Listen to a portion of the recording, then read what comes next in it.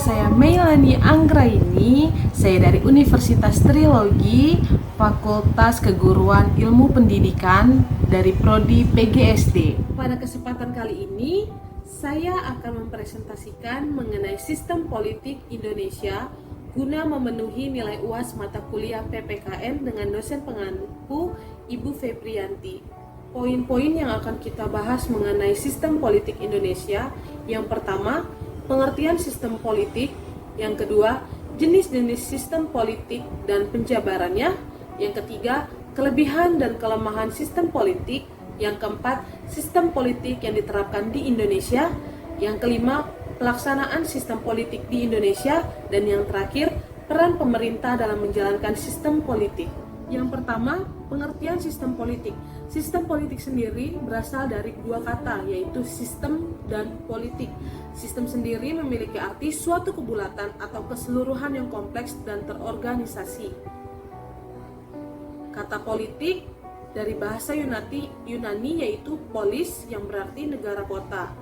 Polis berarti city state, merupakan segala aktivitas yang dijalankan oleh polis untuk kelestarian dan perkembangannya, atau sering disebut politieke tekne atau politika. Dalam arti umum, politik adalah macam-macam kegiatan dalam suatu sistem politik atau negara yang menyangkut proses menentukan dan sekaligus melaksanakan tujuan-tujuan sistem itu sendiri. Jadi, dapat kita simpulkan, sistem politik adalah berbagai macam kegiatan dan proses dari struktur dan fungsi yang bekerja dalam suatu unit atau kesatuan, atau yang dimaksud dengan masyarakat atau negara.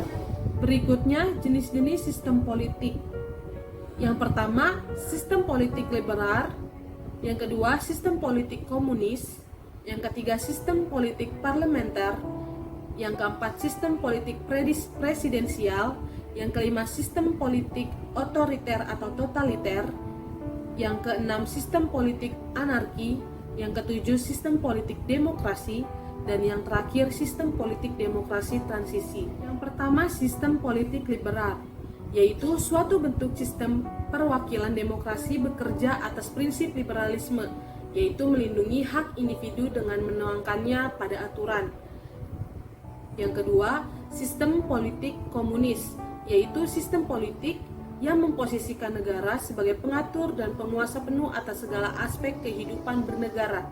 Berikutnya, sistem politik parlementer, yaitu politik yang menjadikan parlemen sebagai pemegang kekuasaan tertinggi. Dalam sistem politik ini, terdapat seorang presiden sebagai kepala negara dan seorang perdana menteri sebagai kepala pemerintahan. Berikutnya, sistem politik presidensial, yaitu sistem politik yang memisahkan antara kekuasaan legislatif dan kekuasaan eksekutif. Berikutnya, sistem politik otoriter atau totaliter, yaitu sistem politik di mana segala bentuk peraturan dan kebijakan yang berlaku di kehidupan bermasyarakat dan bernegara berasal dari satu sumber, yakni dari pemangku kekuasaan yang paling tinggi. Berikutnya, sistem politik anarki, yaitu sistem politik yang merujuk pada konsep anarki, yakni tidak memiliki pemimpin dan tidak memiliki pemerintahan yang berdaulat. Yang berikutnya, sistem politik demokrasi, yaitu sistem politik yang memberikan hak setara kepada seluruh warga negara atau rakyatnya dalam proses pengambilan suatu kebijakan atau keputusan yang menyangkut kepentingan bersama dalam kehidupan bermasyarakat dan bernegara. Dan berikutnya, sistem politik demokrasi transisi, yaitu sistem politik yang belum stabil, di mana sistem ini diberlakukan pada masa transisi antara satu orde pemerintahan ke orde pemerintahan selanjutnya. Berikutnya, kelebihan sistem politik. Yang pertama, warga negara bisa terlibat dalam hal-hal tertentu seperti pembuatan keputusan politik baik secara langsung maupun wakil-wakil mereka yang mereka pilih. Yang kedua, warga negara memiliki kebebasan atau kemerdekaan menyangkut hak-hak kebebasan yang telah mencakup dalam hak asasi manusia, seperti hak politik, ekonomi, ekspresi kebudayaan, dan hak pribadi. Dan yang ketiga, masyarakat yang telah memenuhi syarat tertentu memiliki hak untuk berpartisipasi dalam pemilihan pemerintahan atau yang sering kita sebut pemilu. Dan yang keempat, pengambilan keputusan dilakukan dengan cara bermusyawarah untuk mencapai mufakat. Dan yang kelima, mengutamakan persatuan nasional dan kekeluargaan. Selain kelebihan sistem politik juga memiliki kelemahan. Yang pertama, terjadi konflik di antara masyarakat apabila mereka terlibat dalam hal politik yang sama dan memiliki pandangan yang berbeda. Yang kedua, dengan adanya kebebasan untuk mengemukakan pendapat, maka masyarakat sewenang-wenang mengeluarkan isi hatinya, meskipun bersifat negatif yang biasanya ditunjukkan kepada pemerintah yang sering atau yang kurang disenangi oleh orang lain. Yang ketiga, belum mampu menjamin keadilan distributif karena hakikat politik yang memberikan peluang arena bersaing. Dan yang keempat, proses kemajuan ekonomi yang sudah dicapai selama ini akan berantakan karena pemerintah kewalahan dalam melaksanakan kepemimpinannya sebab adanya perbedaan suku, bangsa, dan yang lainnya yang menyebabkan prinsip mereka juga berbeda-beda. Berikutnya kita akan bahas sistem politik yang diterapkan di Indonesia. Di Indonesia ada 4 sistem politik yang diterapkan. Yang pertama, demokrasi Pancasila, yang kedua demokrasi terpemimpin, dan yang ketiga demokrasi liberal, keempat demokrasi feodal. Demokrasi Pancasila. Secara umum pengertian demokrasi Pancasila ialah suatu paham demokrasi yang berlandaskan kepada nilai-nilai yang terkandung di dalam ideologi Pancasila. Hal ini dikarenakan Pancasila merupakan representasi yang mewakili kepribadian bangsa Indonesia dari dulu hingga saat ini. Yang kedua, demokrasi terpimpin. Salah satu ciri demokrasi terpimpin yang paling dominan adalah kekuasaan presiden yang mendominasi. Demokrasi jenis ini menempatkan presiden di atas kekuasaan segalanya di pemerintahan Indonesia. Akibatnya, presiden yang memiliki kekuasaan tertinggi dapat dengan mudah menyingkirkan pihak yang ia anggap tidak sejalan atau bertentangan di bidang politik.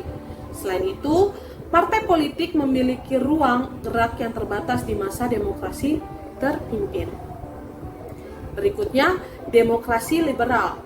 Demokrasi liberal adalah sistem pemerintahan yang menempatkan presiden sebagai kepala negara dan perdana menteri sebagai kepala pemerintahan dan pemimpin kabinet.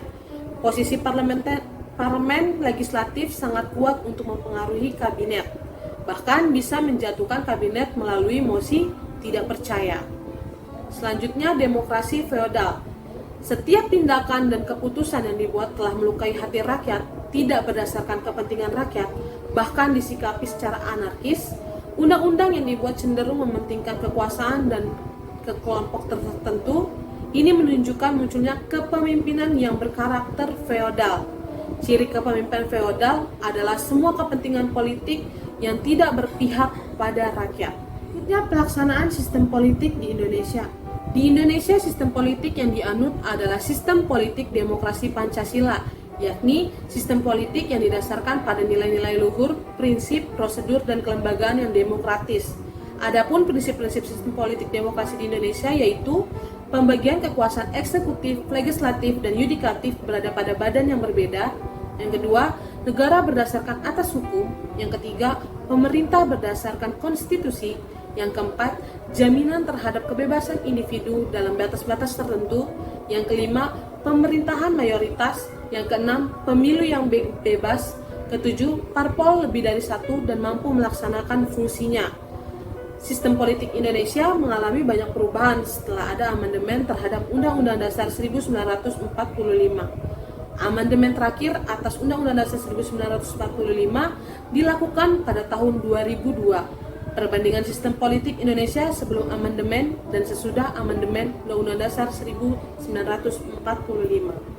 Berikutnya, peran pemerintah dalam menjalankan sistem politik. Seperti yang teman-teman lihat di dalam PPT yang saya sajikan, pemerintah memiliki peran yang sangat besar dalam kehidupan berpolitik. Pemerintah adalah penyelenggara sistem politik dan memiliki tugas untuk tetap menjaga kestabilan negara. Pemerintah juga sering turun tangan langsung dalam politik pendidikan.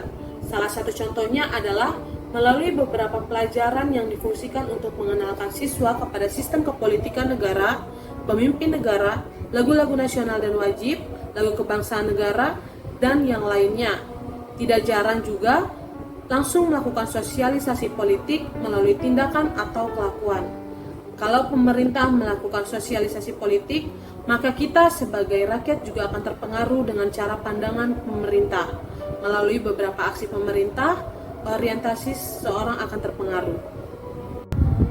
Jadi, kesimpulan mengenai sistem politik Indonesia, yaitu sistem politik yang berlaku di Indonesia adalah demokrasi Pancasila, di mana rakyat turut serta dalam politik dengan memiliki hak politik masing-masing sesuai dengan hak asasi manusia di Indonesia. Kita sebagai warga negara Indonesia harus bangga negara kita menganut sistem politik demokrasi Pancasila yang sesuai dengan kepribadian bangsa. Oleh karena itu, mari kita membantu pemerintah untuk menjalankan sistem politik di Indonesia. Dengan cara apapun bisa, dengan mengeluarkan pendapat yang membangun tapi tidak dengan bentuk anarkis. Sekian presentasi saya mengenai sistem politik Indonesia. Kiranya materi yang boleh saya bagikan, yang boleh saya share ke teman-teman boleh menjadi manfaat bagi teman-teman. Mohon maaf apabila ada salah-salah kata dan salah dalam pengetikan teks dalam PowerPoint yang saya sajikan. Akhir kata saya ucapkan terima kasih. Assalamualaikum warahmatullahi wabarakatuh.